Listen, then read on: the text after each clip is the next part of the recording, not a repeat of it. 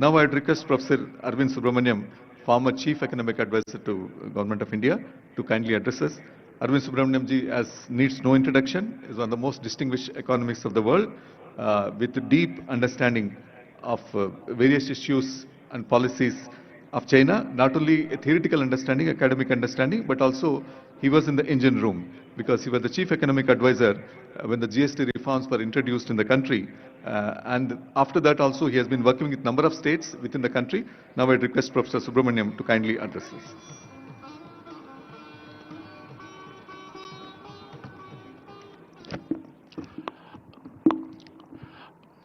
Honorable Chief Minister, Honorable Deputy Chief Minister, dignitaries on the dais, and participants in this amazing event, the Telangana Rising Summit. I'm delighted and honored to be here in this amazing venue, which is going to be the Bharat Future City.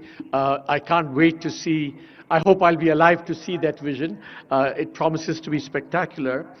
I'm also honored to be part of the CM's Council and hope to help assist in the transformation of the Telangana economy.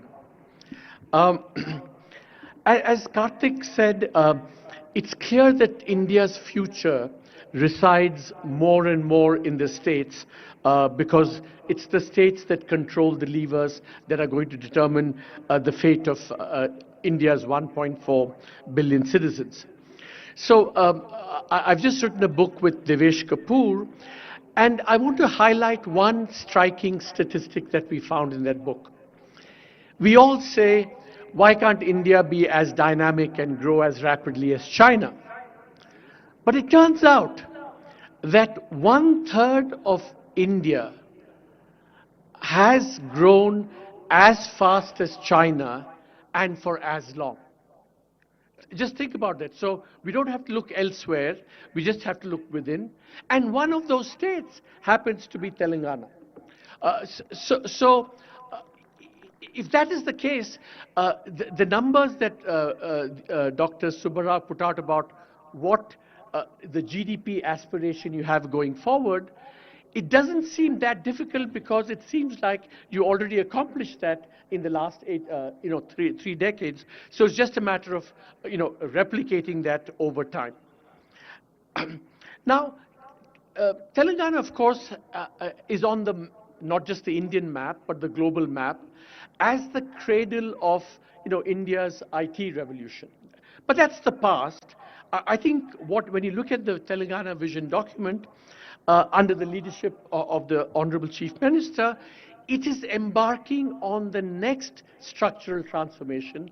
How do you go from this very dynamic IT-based economy to something that both harnesses the power of the new technologies without neglecting the daily lives of all the citizens in the state? So it's this combination of technology, which is people-centered, human-centered, improving human livelihoods. I think that's at the core of this vision document, which I would commend to everyone going forward. I have, I think, said very often that the most important dynamic in India that's going to propel India going forward is competitive federalism, competition between the states, and especially if every state is competing, as the Honorable Chief Minister has said, not just with other Indian states, but internationally as well, this competition dynamic is going to be very, very important. So Telangana is going to be not just a magnet that attracts investment, it's also going to be a model for everyone else, other states, to kind of emulate. So competitive federalism with Telangana in the lead is one desirable dynamic. But I think the other dynamic that is going to be very important in India is not just competitive federalism, but competitive sub-federalism. That not just states competing with each other, but cities competing with each other. And in this regard, I think Hyderabad is turning out to be another model and a magnet. For example, NCR with all its air quality problems, is forcing exit to other parts of the world. Bengaluru, the IT capital, with its congestion and urban challenges, is again forcing investors to look away, and that's the sense in which Hyderabad can be a magnet and a model going forward. So Telangana and Hyderabad can be the cradles of competitive federalism and competitive sub-federalism. Having said all this, I also want to be a little bit more realistic and offer some gentle advice. I think investor summits are like elections in a democracy. Heady, wonderful, everyone engaged, etc., etc. But we know in a country like India and in democracies like India, all the accountability, the hard work, and the implementation is done between elections, is done between investor summits. So while it's very impressive that you have 5 lakh crores in commitments already, the proof of the pudding is going to be 5 years from now, how much of those 5 lakh crores actually translated into real investment. So that's the metric by which we must judge Telangana's performance going forward. And in this regard, some of Dr. Subbarao's comments about, the ease of doing business, rule of law, creating a level playing field for all investors, not just some investors, big investors, is going to be very, very important. Now, I want to end, just make one last point in this. It's actually have taken powerful hold on the political imagination. Now, I'm not against cash transfers. I'm not against welfareism. I think they're all very important. But I think there is a sense in which this disenchantment has happened because citizens want cash transfers in part because they feel they're not going to get much else from the state. So they said, let's get the cash transfers now because we don't know what governments will deliver later on. But there's a flip side to that.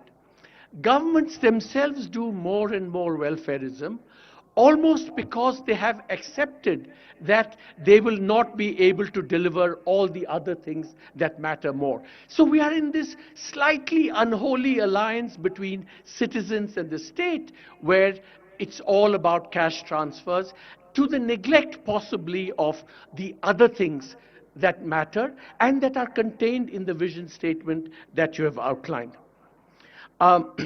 So I think what India needs is, as someone rightly said, and what is exciting about this summit and your leadership, is the new Telangana model.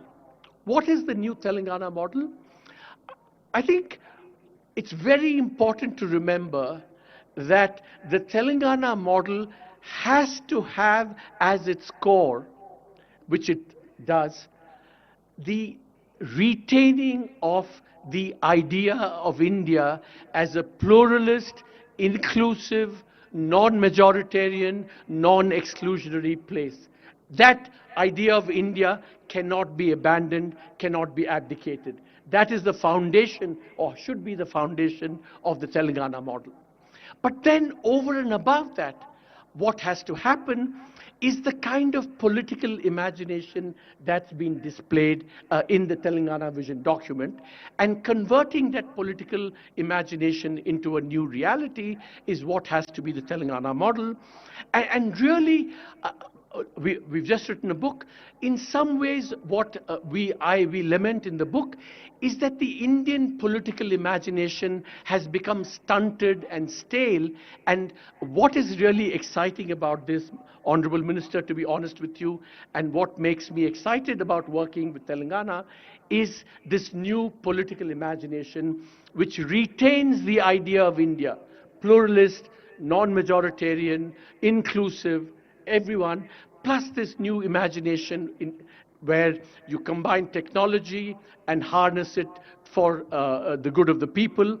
So good economics should be good politics, good social policy should be good politics. And that hopefully will be the new Telangana model. Thank you, sir. As usual, Arvind sir, Professor Arvind sir has always brings us, while acknowledging the dynamism, the vision of our honorable CMs, is also put some caution marks.